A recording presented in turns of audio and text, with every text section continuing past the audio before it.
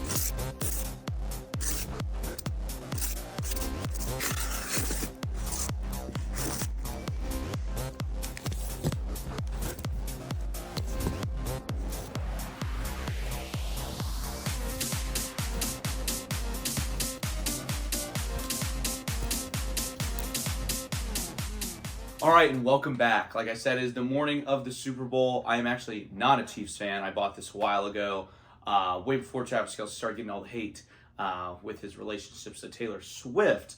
But I actually got some money riding on the Chiefs today, so that's why I'm repping the team. But Super Bowl shenanigans aside, let's just get straight into some of these books I got. So first stop was in Nirvana Comics, my LCS back in Knoxville. They had a couple books waiting for me that I actually paid on subscription. So we'll just go over a couple of those. Paid cover price for all these, nothing crazy. You're going to notice a theme with all these books, but first up we have Howard the Duck, #1, a good old Scotty Young cover. Really neat stuff. Really love Scotty Young as an artist. Part of my New Year's collecting goals. That was sort of the DLC or side questy-esque things, was just picking up good deals and Scotty Young covers when I can get them. So Howard the Duck #1, don't have any Howard the Duck comics by Scotty Young. I don't know if this is the first one, but really neat cover there. Next up, following the same trend, we have the Century. I don't have any Century books, so really cool to get a Scotty Young cover here. I haven't read any of these yet. Still kind of building up my stack, still reading through The Last Ronin currently. So I'll try to get to these when I can, but Century #1. Next up is a character that was very hot a month ago, which I'm not sure if he still is, but we have Spider-Boy #1 by Scotty Young. I almost bought this on my comic shop.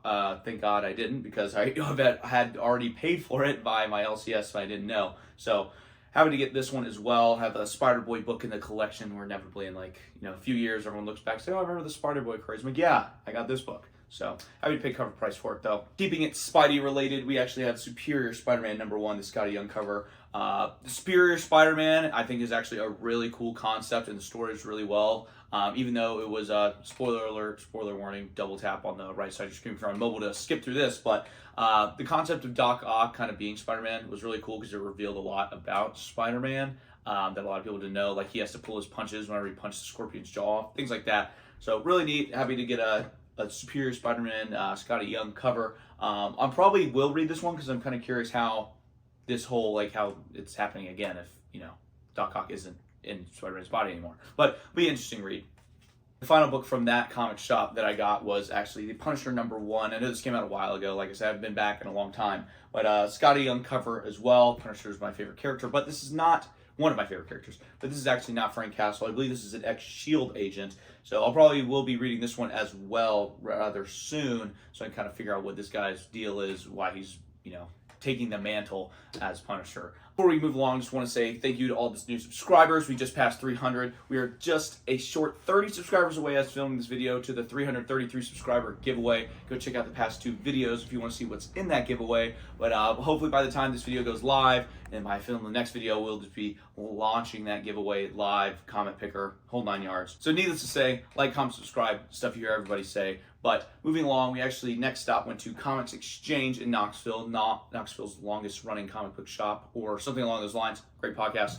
But first book I actually got from there was an Invincible issue I did not have, which was Invincible number 134. This was the highest issue I didn't have. The next highest issue I need now is number 80. But no real key significance or anything crazy about this book. Just happy to find it in the wild. I think I paid probably around $10 for it, which is about on par with Invincible books, especially in the wild, because people usually know now with the show what you got. So happy to pick it up, regardless of price tag, just to add into the collection. But then I am now 28 books away from completing the entire run. And the majority of the books I am missing are basically like 1 through like 25, which I know a bunch I can find. I know a couple shops that I've visited to that I plan on going back to have them. Some of them are graded, but it doesn't matter because they're all like, $75 and below. So I'm like, oh, might as well. I mean, they're graded 9.8s or 9.6s or whatever. But that's besides the point. We're coming really close to completing the run. I actually also did, I'll pop a picture up here because I have it on the wall. I submitted my Invincible number 110, I believe. I don't know, it's the controversial issue. It actually came back in 9.8. I'm sure the value of those have gone down or whatever, but I submitted it for free, long story, but got it back in the 9.8.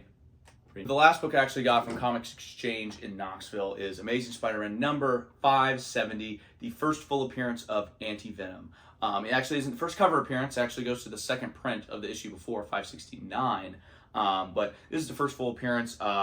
Great cover here, I feel, with Anti-Venom fighting a Scorpion as Venom, I guess. Scorpion with the symbiote, Spider-Man in between. But if you don't know what the deal with Anti-Venom is, basically, I think, I'm not mistaken, Eddie Brock had cancer, I believe, in the story, and then one way or another, it gets to Anti-Venom, he can start touching people and curing cancer and taking away people's like superpowers or something. I can't remember. It's been a really long time since I've, learned the story, but if you haven't played the new Spider-Man 2 video game, spoilers ahead, double tap screen if you don't want it to be spoilered, but Anti-Venom actually takes an appearance sort of in concept in that game, so I was really happy to pick this one up. I don't think it really went up too much in value since the game came out, but really happy to add this to the Spider-Man Rogues-ish gallery, especially for a modern book. I think I paid about $20, $22 maybe for this. It's probably on par with what it was, but I mean, it's really minty, 9.8, it's capable, so happy to pick it up. So those are my hauls, but I got a couple other things lined up that I'm probably going to ramble into this camera about.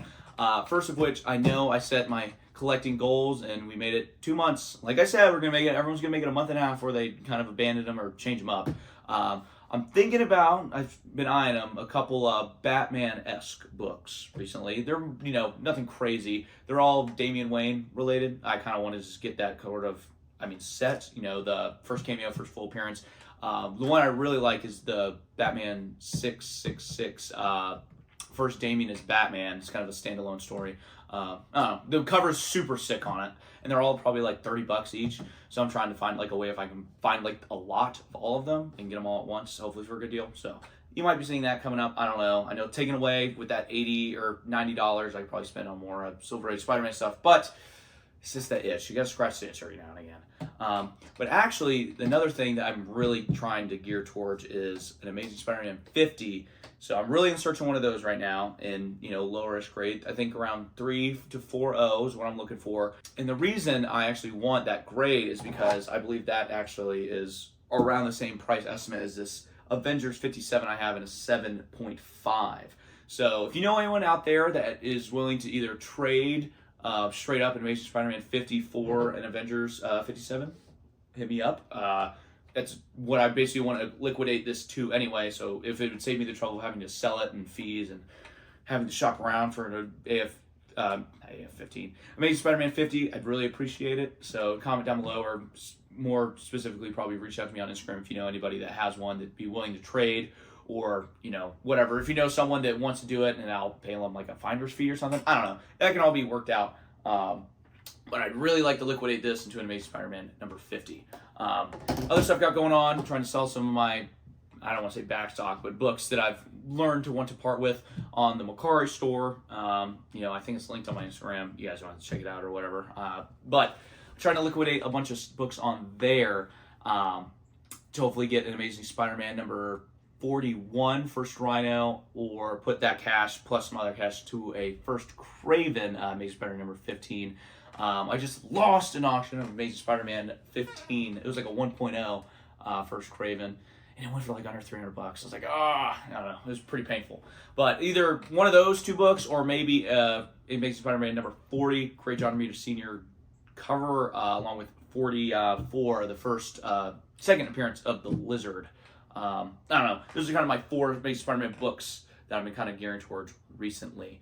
So hopefully I can sell enough here and there and kind of the old collection back stock to kind of fund those and beef up the quality of the Amazing Spider-Man Silver Age run I'm putting together. But that's enough rambling. Hope everyone had a great Super Bowl Sunday. Hopefully I can get this edited up and posted in time. And hopefully next time you see me, I will be happy and dancing around because my bet's hit this Sunday. But I've been talking way too long. You already know the outro, like him, all around.